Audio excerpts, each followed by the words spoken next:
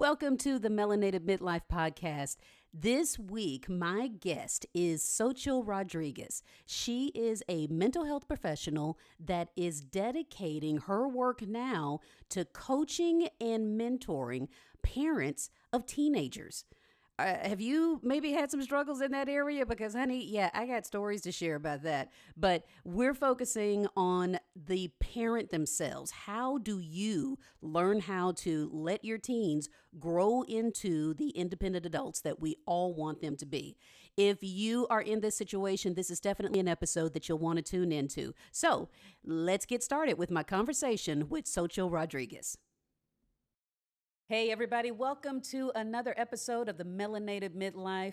We are here and we're going to talk, about a little bit of everything. Yes. So I'm going to call her my new best friend because when we got on the phone to talk about this episode the first time, Xochitl Rodriguez answered the phone and pretty much told me, I'm sorry, I'm in a crisis. Can I call you back? And do you want to say what the crisis was? I don't even remember. Every day is a different one. And I mean, immediately I was just like, okay, this is a real chick. You know, I'm all right with her. Real life. There's nothing that so far has seemed to be off the table with our conversation. Mm-hmm. So Xochitl Rodriguez is here to talk to us about a lot of things, but mostly you are a mental health expert and you are really concentrating on I'll say the plight of teen parents, parents of teens. Yes. So that parents is of teenagers. Yes. Okay. Mm-hmm. That is. Yes. I've got battle scars from that, and I'm saying this that even though I'm an empty nester, I think my kids are gonna escape okay without any damage. Escape. I love that word. But there were no guarantees when we were in the depths of all of that. So, okay, so I'm very glad you're here. Thank you. Yes, I really felt like we've known each other forever. Yeah. When I started talking to you and we can go for hours here.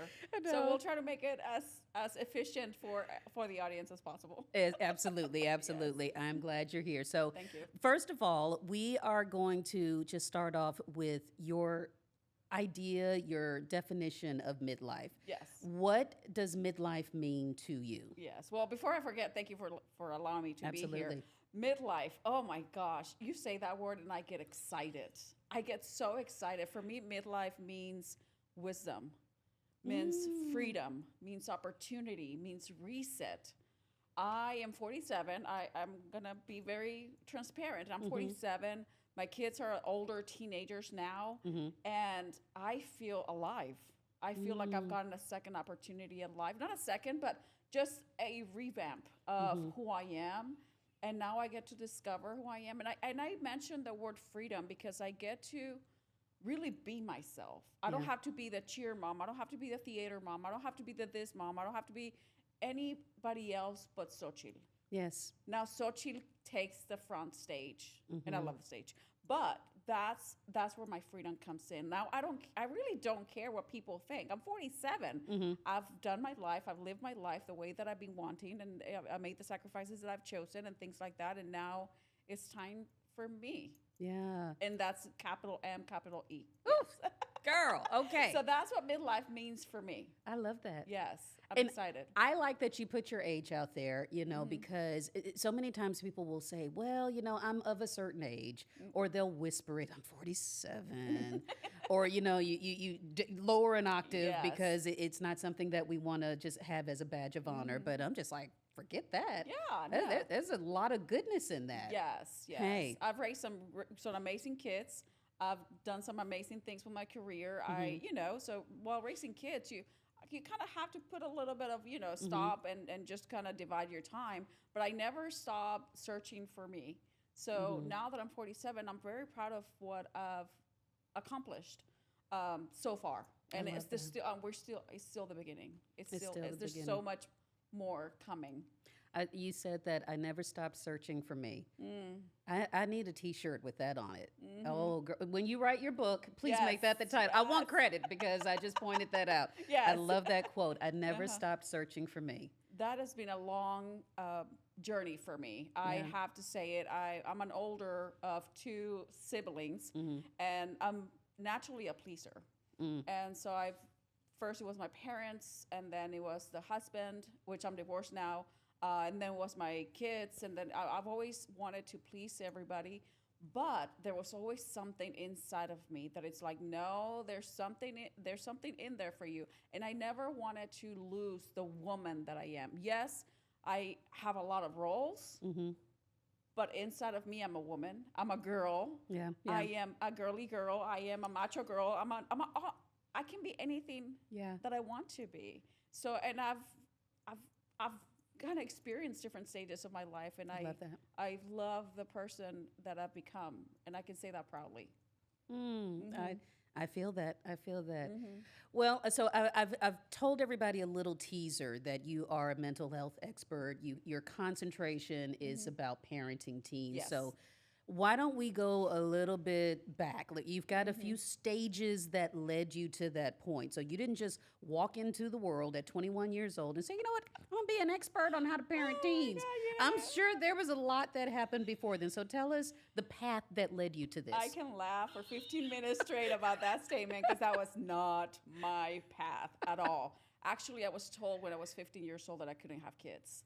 I was told by 3 different doctors at that stage. And then when I got married with my fiance at that time, we made tests and everything, and they assured me that I couldn't have kids. So kids were never a part of my plan, ever. So I wanted to be in law enforcement. My father was in law enforcement in Mexico, and he had very high ranks, and I wanted to be a CIA agent. I was born in the States, but raised in Mexico up to the age of 20. That age of 20, I came to the States. I had been in law school in Mexico already. I came to the States because of some family dynamics that happened that we couldn't go back to Mexico. And so I came to the States without knowing any English. I had no English at 20 years old. I taught myself English in 1 semester because I was in probation at the university. So if I didn't learn English that semester, I was going to be kicked out. So I learned English with a thesaurus and a bilingual dictionary because there was no Google back then. So anyway, when I started my university in the United States, because of my lack of vocabulary in English, I studied finance because numbers are universal. So that was easy for me. So I finished finance with the idea of applying for law school, continuing my path in law school. And I was in corporate America. I went up the ranks really fast. I was 26 years old, and I was already making a 6-figure salary. So young, yes. Love that. Because I've always been ambitious. I have that in me. I've always, just a lot of common sense with things. So anyway, applied for law school for 3 years. You didn't get in. God had other plans. I decided to leave corporate America because I was not feeling it. And I was like, this is not for me. I'm going to go to an easy profession. Easy profession. Easy profession. So I became a teacher. Right. Okay, so we have that in common. Yes. So I became a teacher. And that was the year that I think God had, that was my first turn. I became an educator. And that semester that I became an educator, I became pregnant with the same doctor that told me and assured me 20 times that I couldn't have kids. So I became pregnant. And I was scared. I was scared. I knew the kind of child that I was. That was not going to happen again. Right. Kids were never, like I said, were never in my plans. I was happy and I was sad and I was mad and I was angry and I was scared most of all. So I was an educator for a couple of years, and then I wanted to be an actor. Yes. Okay, this hasn't come out in our conversation so far. Yet. Okay. So I wanted to be an actor, and my then husband was not very crazy about that. Okay. So we went to marriage counseling. That was my first experience with counseling, although I probably needed a long time before that. But the counselors asked me, why do you want to be an actor? And I said, because I absolutely love passionately, like the emotion in people, the behavior. Why do we do the things that we do? What happens before? Why do we process things differently? And it can be the same household, but we have completely different personalities and things like that. So I explained that to him, and he's like, why do you become a counselor? I was like, okay. Wow. So I became a counselor and a mom. Acting, counselor, okay. Yes, same thing. Yes, kind of same thing. You have to understand emotions and people, right? That is true. That is very true. So that was kind of common. So I became a mom. And then I did my master's degree in counseling while having my child. lost one in between the two. Then I had my second one and became a private practice. And I'm always been very curious. My company's called Never Settle. I never settle. So in the mental health field, I have done a lot of roles, from treating sexually abused children, from foster children. So I've had many roles as a mental health professional. And just because I wanted to see what was my strength. And teenagers are phenomenal. I love how raw they are and how pure and their brain. I love the attitude, the rolling the eyes, and so even with my own kids, I really enjoy that stage. So that's how I became. That's a long story. I love the stories. To get to where I'm at. And like I said, I love the pivots. Yes. That's where I see everything in your stories, and look at me, I'm knocking things around, where I'm visualizing you at each crossroad, and you've got a choice. Okay, I'm going to do this or I'm going to do that. Okay, whatever direction it sounds like, whatever direction you went into, you went full force. Oh, deep end. Okay. Yes, Yeah. absolutely. So becoming a mom, I went deep end. It was very scary for me because of the situation that I grew up in, very chaotic and very unstable emotionally.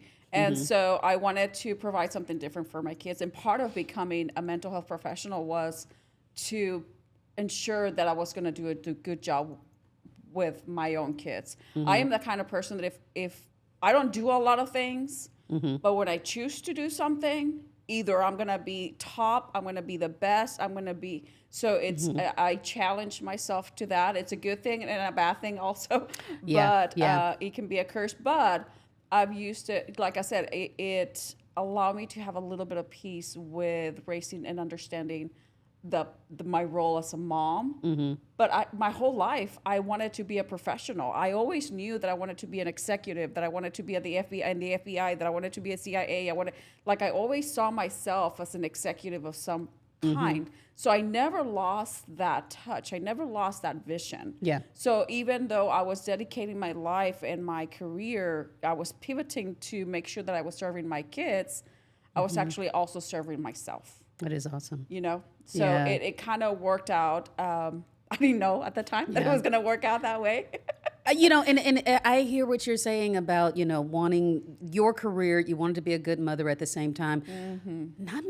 I don't think many women will admit that. Yes. I mean, there seems to have been, like you said, the cheer mom, all of the expected titles, the expected things that we're supposed to say, oh, I'm all in for my kids. Yes. Everything, and it's true, because I can say the same thing. I'm pointing because one of them's in the room right now.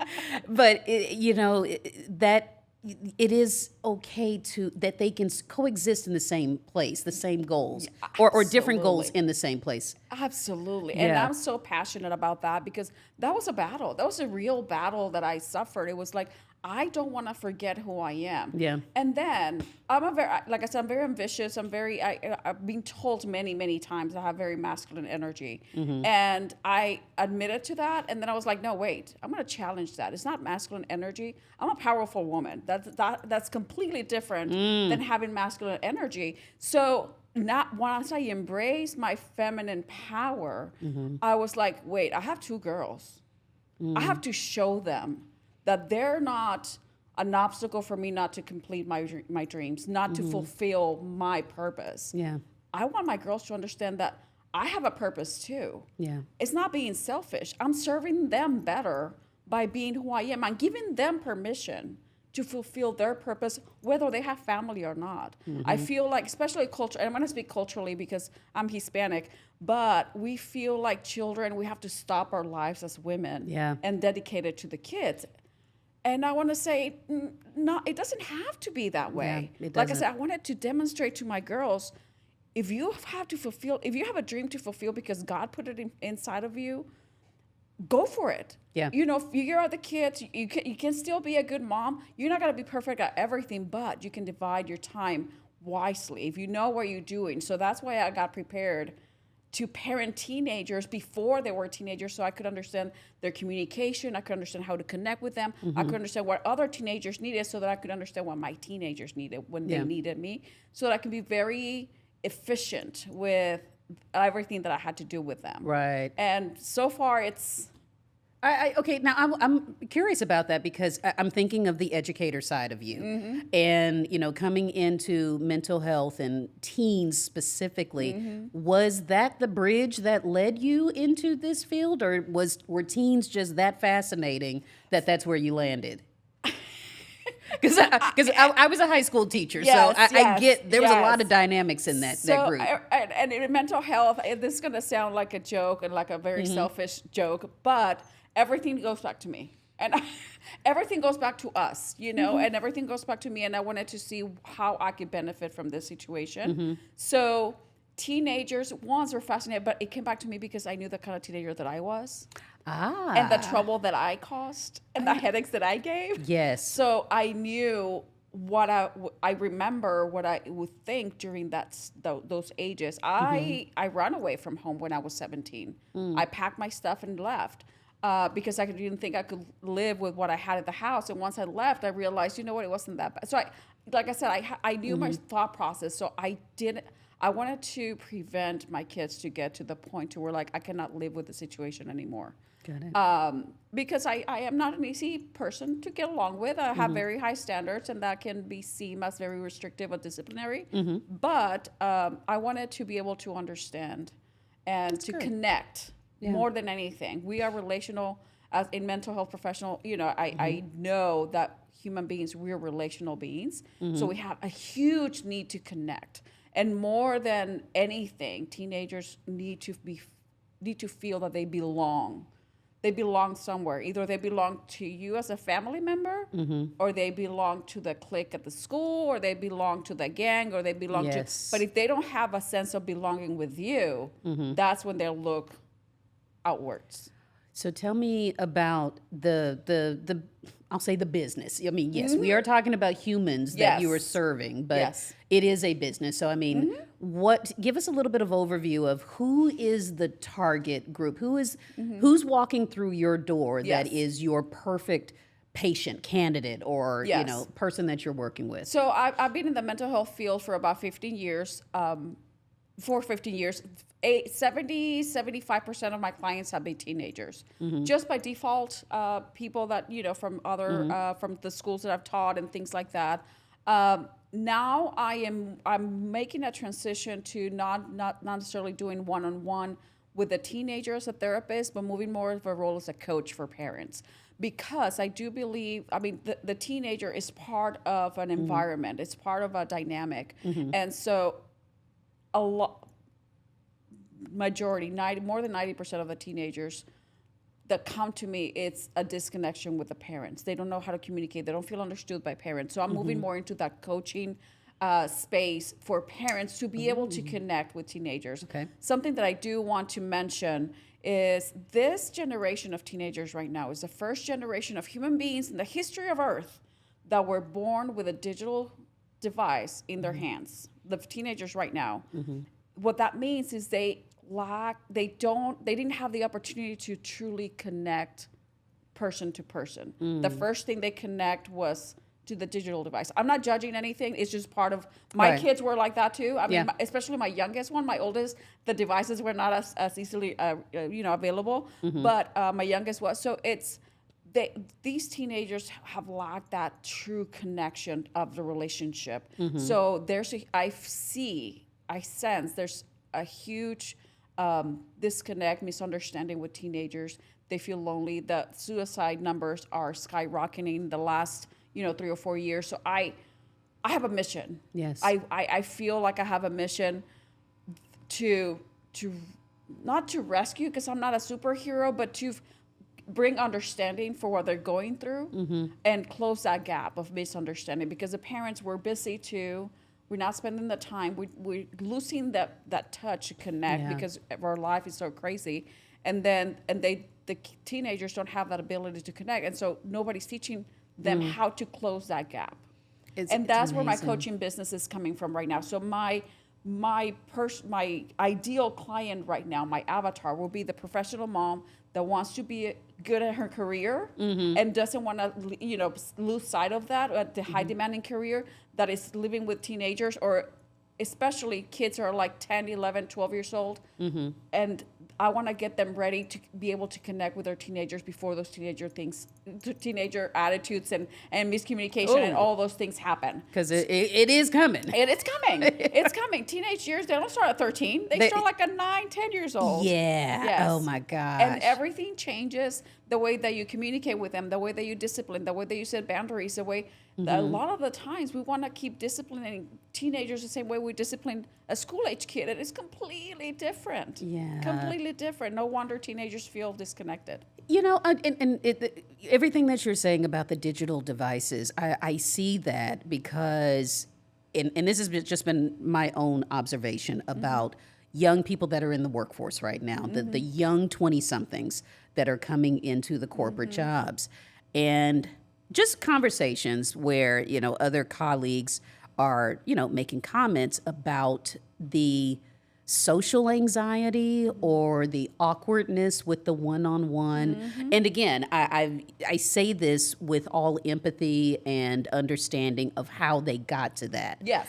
And so I'm wondering, what is the solution, or is there a solution to that? Because these teenagers that we put an iPad in front of and say, watch this bouncing bear while mom cooks whatever or finishes her work or whatever. It was a great babysitter. Exactly. Yes. It was great to keep them occupied so that we could still function in some kind of way. But now that those babies are 16, 17, 21, 25, and this is a living, breathing thing for them. So to turn it off and have this one-on-one connection or interaction, there's a big leap between those. I mean, how do we work with that? Ooh, there's an online course that I created. It's about 6 hours long, so I don't know that we have. No, just kidding. Right. There's a lot of factors. First of all, like I said, it's not a judgment part. My kids grew up with a device in their hands, so it's not guilty. Yes, and yes. We're not going to stop it. We're not going to stop it. So how do we work with it? You know, how can it work in our favor? So yes, give them the iPad or whatever when when you're busy and things like that. But we have to teach them to shut it off. And I tell parents, especially with teenagers, 15 minutes a day. But that 15 minutes a day doesn't start when they turn 13. It starts when they're younger. So the younger that they are, the better, because now you see teenagers with the attitudes and everything, and now you want to fix it. I'm not saying it's not fixable, but it's a lot harder. So it's spending the 15 times a day with each of your kids, undivided attention from their part and your part. And also improving the way that you communicate with your teenagers. Actually, I have news. This is the first time I'm going to say it out loud in public, but my book got published yesterday.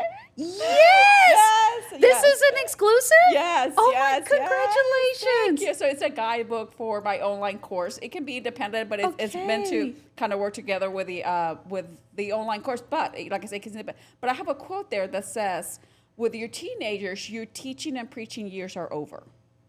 Oh, and what I mean by that is, this is a time to ask and listen. Like your direction, you're like, no, don't touch this, don't do this, and then don't hang out with those people, don't do this. So you're preaching and teaching years, that's 13 and over, you should be asking and listening, asking 80% of the time. So you're not making the commands anymore. You're not saying the don'ts, you can't or whatever. You've now graduated into a new phase. Yes. That's a huge, huge thing with teenagers, because if you keep telling them not to touch, like I said, discipline like they're little kids, school-age kids, and don't do this, don't do this, don't do this, and don't hang out with this. So if you spend 15 minutes with them a day, but you're still being set the rules and said because I'm your mom and because I said so, then you're not really making a connection. You're only making a connection with your teenager when you're asking and listening. Like I said, there's time and place for direction, for setting boundaries and for things like that. But when you have that communication piece, it's about asking and listening, asking and listening. One of my roles in mental health was a forensic interviewer, which was interviewing kids that were sexually abused, kind of telling the story so we can make justice for the kid. So something that I learned during that phase of my life was not to have a reaction when the kid is telling you something. Oh. So because if you react, Yes. Oh, my friend is vaping. What? If you react, guess what? You just stop the conversation right there. Yeah. So it's like, oh, your friend is vaping. Okay, what do you think about that? Yeah. And tell The me wall more. is going to go up because I've now So it's crossed just keep into a territory I shouldn't have. questions. Okay. So that's why I'm Yes. saying listening and asking and listening, asking and listening is 80% of the communication with teenagers now. I had so many light bulbs that went off when you made that statement about, because when the kids are little, and I'm thinking about now, because, my memory is short these Yes. days, and I'm thinking about when my boys were little, you're right. Their entire world was just right there in the house with me. So if I said, don't touch that, it's hot, they took my word for it. Right. That was it. Mommy said it's hot. She said, don't, so therefore I don't do it. But as they get older, their world expands. They've got friends that are influencing. They've got the device that they can, connect to friends with. So if I say, don't touch that, it's hot, they're just like, well, let me look it up. Is it really hot? Yes. Well, maybe it's only this. And so my word was not the end all gospel anymore. They developed their own opinions. Yeah. And I know, saying this as, they evolve, it's hard to, as a parent, to grow up into that mindset. Like, my kid has an opinion now. My kid has knowledge and experience, but I'm their mom. I'm still saying don't. And that's not always right. No. I mean, yeah, it doesn't work as well. Yeah. Because they have now, an influencer has 300,000 views or 3 million views on, well, they touch it and they didn't get burned. Yeah. So why should I listen to you? So, but you want to still place yourself as the expert with the teenagers and open those communications yourself first. Yeah. But asking and listening is a huge, like I say, it's a quote in my book, and it's big, bold, because I'm like, I love that. let's try to start connecting with these teenagers, and that's Yeah. step number one. Obviously, like I said, there's 6 chapters and there's a lot of information in there, but that's the first most important one, in my opinion, as a mental health professional, as a mom. My kids sometimes, we share so much in our family that sometimes like, do I really need to know that as your mom? Yeah. There's some things you can keep to yourself. Yes. Like, we still have some boundaries, here. Yeah. But like I said, thankfully we share too much. I know. I even have trouble right now because, my oldest he's fully functional adult of drinking age. I can't stand to look on his social media and see a drink in his hands. And I'm like, we've graduated into that stage now. Yes, it's a completely different story. Oh yeah. So I get it. But let me go back to, the parents and making that shift between treating or working with or counseling the teen. Now you're going to focus on the parents of the teens. Yes. And you have a terminology called parenting. Yes, and the name of my online program is Enjoy Parenteens. Oh my gosh. I see so many people that are parents of teenagers that they take it for granted that it's going to be that it is a difficult stage in life. I enjoyed being a mom of teenagers so much. I actually did a post on my social media yesterday. I was like, I do not like babies. I did not like the baby stage. I do not know. They just spit and do stuff all day, and they cry for no reason. And they what need is happening? you. They need you for everything. Yes. And teenagers, they need me, but at least they need me when we're getting our nails done. Yeah. Especially my girls. I hear you. But so, and I know parents, I'm 200% certain that every parent loves their kid, and they want to do what's best for their kid. And again, the sense of this, or my purpose for this is love your kid, but love yourself too. So that it's focusing also on yourself as a woman and as a career oriented and keep going with that, but also connect with your teenager, because I know there's more than us, that want to do a good job on both things. Yes. So that's why I'm moving more into the coaching the parent stage, or into that space. Do the parents that you're working with, so they come to you, like I said, could be worst case scenario in their minds, like, this is going to be hard, I need support.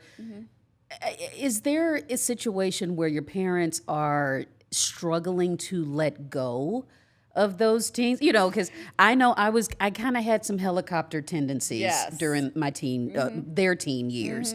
And so I'm constantly checking, I'm calling, I'm texting. Where are you? When are you this? You know, tell me 15 minutes, tell me when you get on the road.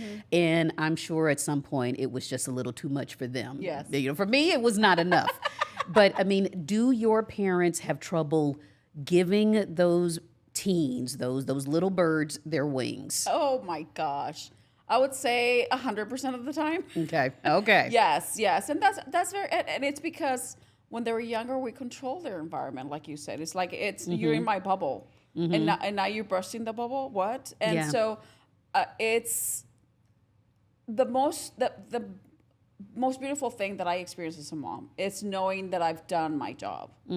Knowing that and my oldest kid is in college, and she lives in her own apartment. She lives by herself and things like that. And I do have those moments that, I'm questioned about my kid, where is she, and things like that. And we still have the app 360 on her, which I want to shut down just because I want to give her that freedom.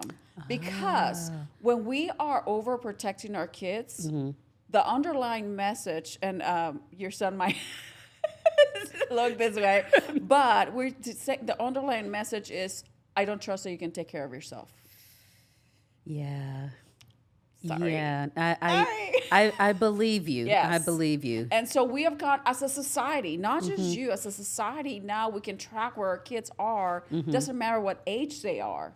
So we need to give them the strength to make mistakes, to fall, because otherwise they're not going to be able to learn. There's lessons that we're not going to be able to teach them.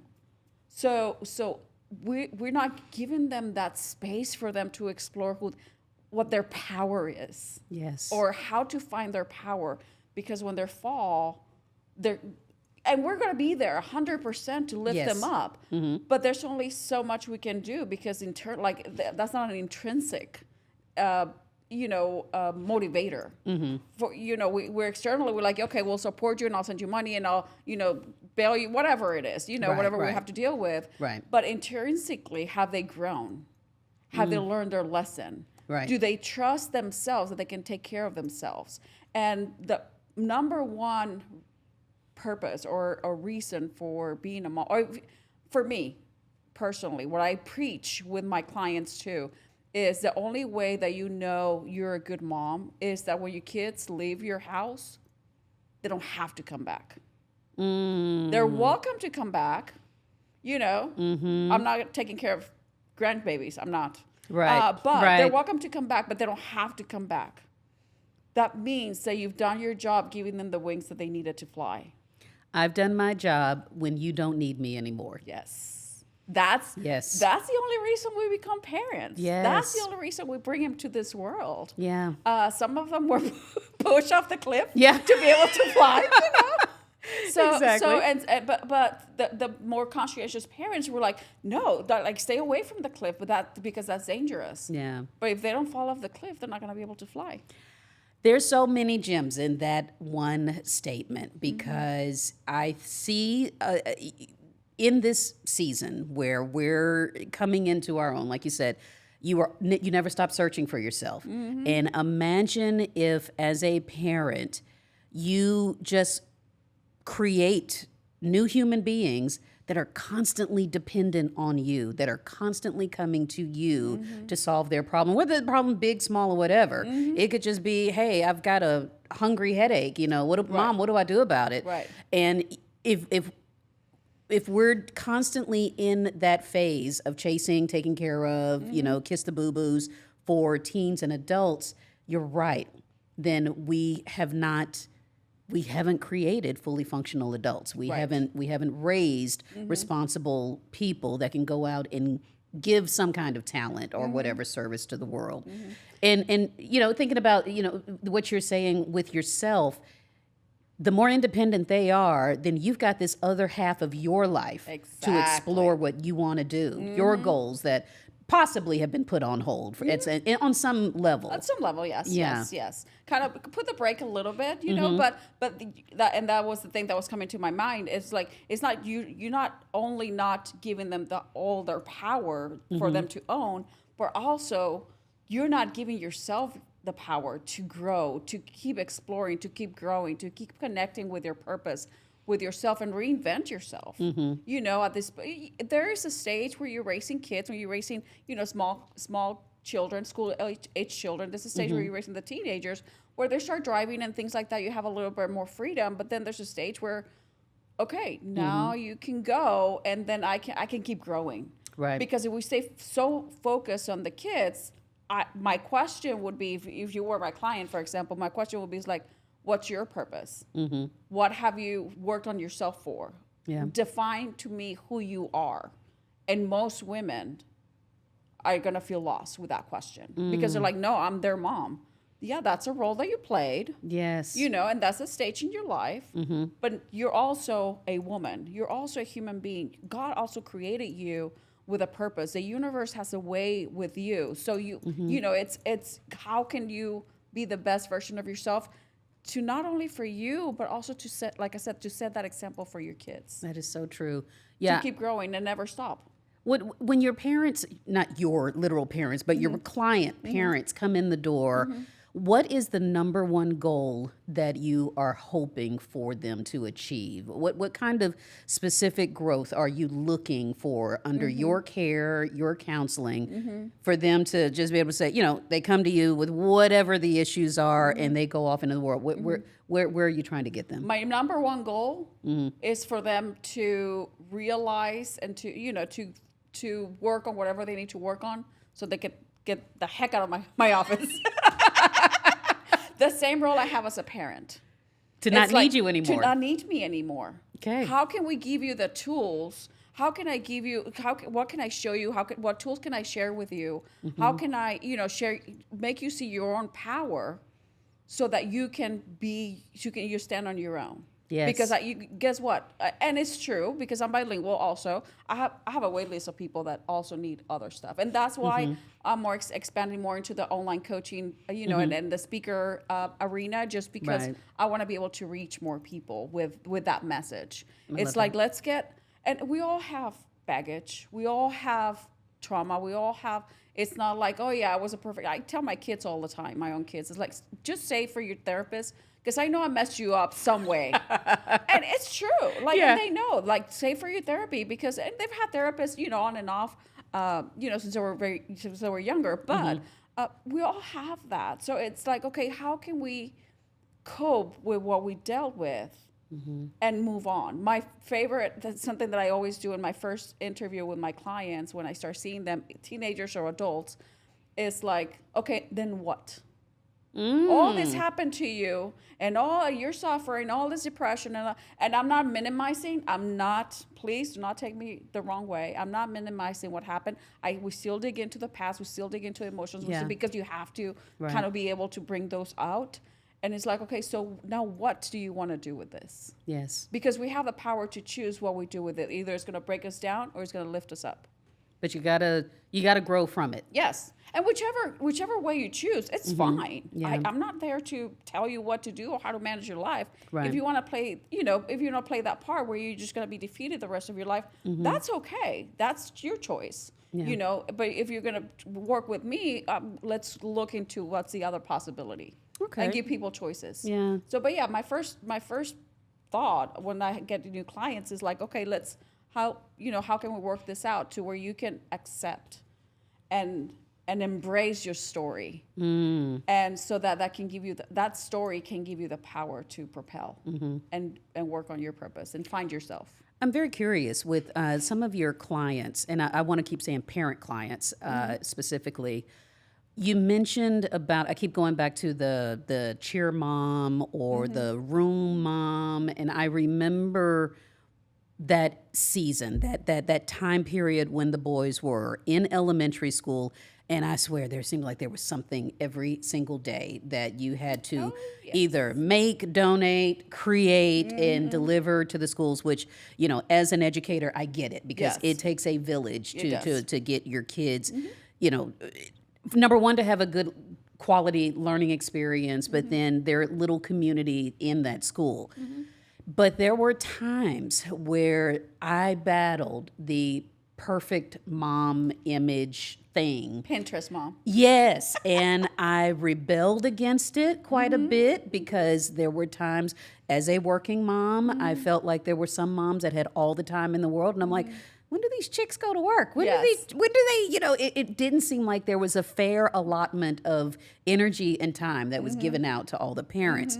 And so there were those times when I felt like I was just struggling, not necessarily to do the things for my kids. I was struggling to keep that image up of the perfect mom. Yes. Because God forbid you're the one that doesn't bring the team snacks for, the softball game, or you're the one that is late picking up the kid 5 minutes or whatever because, traffic was crazy. Am I the only one? No. Oh, geez, no. No, I personally went through that, and I have parents that, and let me set the record straight. There's moms that want to be stay-home moms. That's their dream. Absolutely. That's completely, we all no have judgment on that. I am talking about the professional woman that still wants to work, wants to keep a career and things like that. And I always encourage, even if you're a stay-at-home mom, to still work on yourself, to still do something that you're passionate about, because your kids are going to leave you. That is big. I'm saying that big, bold letters. Your kids will leave you. So still keep working on yourself, whether you choose to be a stay-at-home mom or a professional mom. But the mom guilt.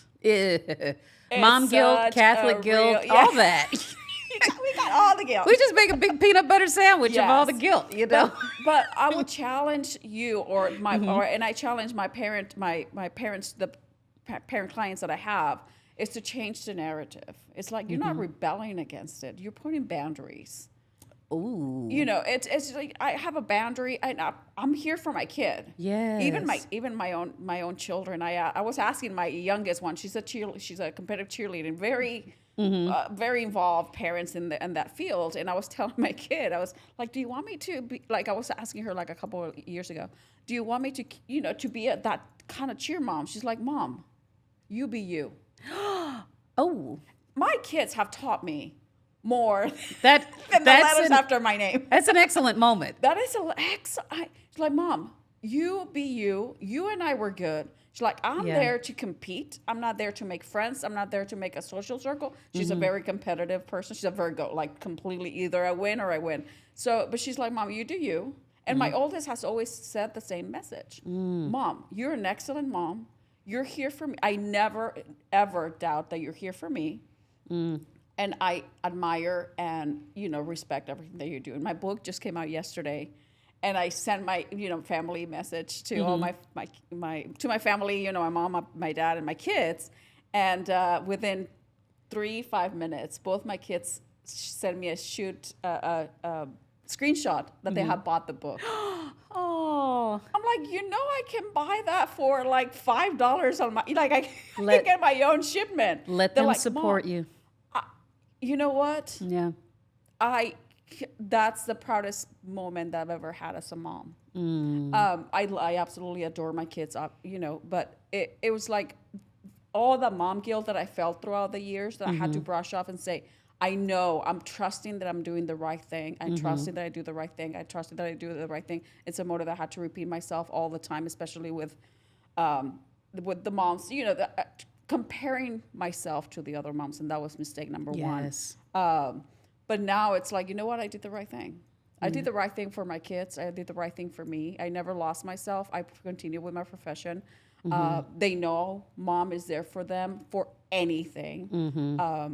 They're allowed to be themselves. We have a safe environment where they can be themselves, and they're not afraid to tell me anything. And that to me is priceless, because I spend the 15 minutes a day, because I spend the time connecting with them. I still, like I said, I did my master's degree, and I never stopped my profession. And that's why I want to share those tools with other women, so that we remove that mom guilt. Because a lot of the moms, they're like, I have mom guilt. I can't do this. I'm going to focus 100% on my kids, and they forget who they are. And then they get to my office 10, 15, 20 years later. It's like, I don't know who I am. I don't know who I am. I've been a mom and put that crown on, and now it doesn't quite fit the same. Right. Yeah. Somebody's watching this. Some parents are thinking, "Oh my God, I didn't talk to her. I'm in chaos right now, or I can't let go. So I want people to be able to find you. So you've got quite a few different resources that are available. So tell us about that. So, well, first of all, everything that I do in English and Spanish. So I mirror everything because I'm not only bilingual, but bicultural. So I do those. But my website is xochitrodriguez.com. So I figure that's never going to change. So my website is just my name, last name.com. And that's and all my social medias are in there and things like that. So that's the easiest way to find me.